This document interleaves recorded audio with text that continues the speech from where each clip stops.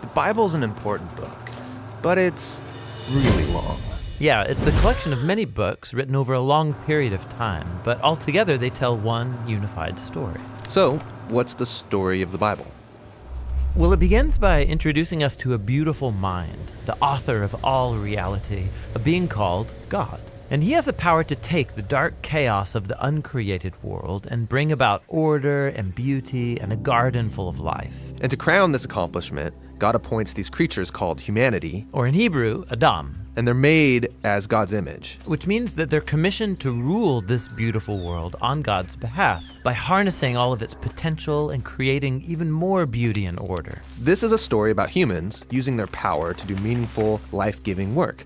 But the question is, how? Yeah, humanity now faces a choice that's represented by a fruit tree. So humans could partner with God and find freedom by trusting in his knowledge of good and evil.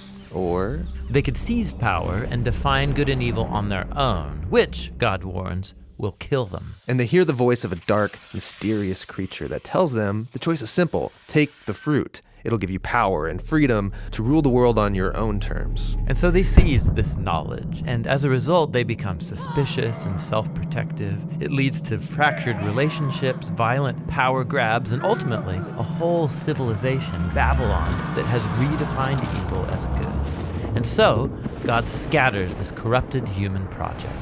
And here the story of the Bible takes an important turn. We zoom into the story of a man and a woman who come out of Babylon, Abraham and Sarah. Yeah, God promises that from them will come a new people, a nation that has another chance to make the right choice. And if they succeed, it will open up this new way forward for the rest of humanity. And this is why the rest of the Bible story is about this family. And it does not go well.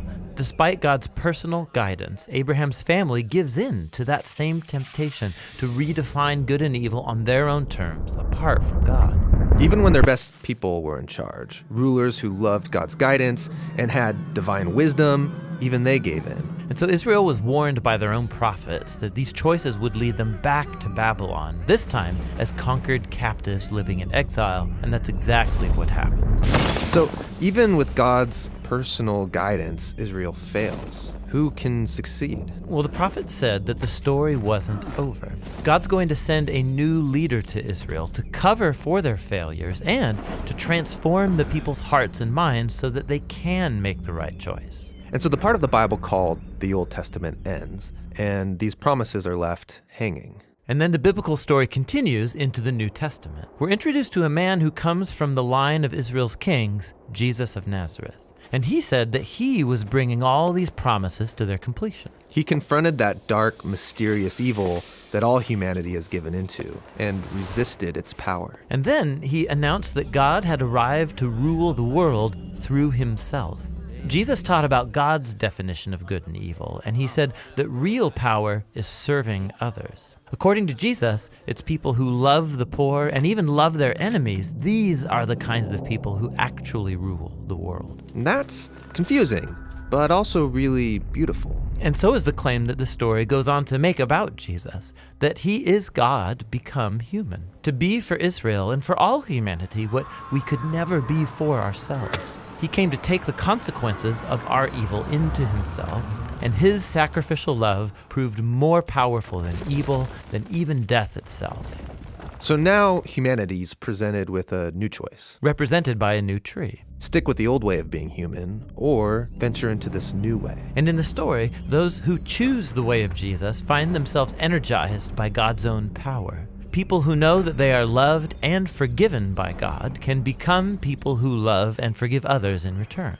The Jesus movement quickly spread throughout the world, forming these new communities of people who follow the way of Jesus. But they faced problems. There was persecution from the outside by people in power, and inside there was confusion, even compromise. Yeah, because following Jesus is really hard. And so the movement's leaders, called apostles, they wrote letters to comfort and to challenge these communities to stay faithful to the difficult way of Jesus. And they're called to hope for the day when Jesus will come and change everything. And so the Bible ends by pointing to the future day, when all wrongs are made right, when evil is eradicated, heaven and earth are united, and humanity can rule the world together in the love and power of God.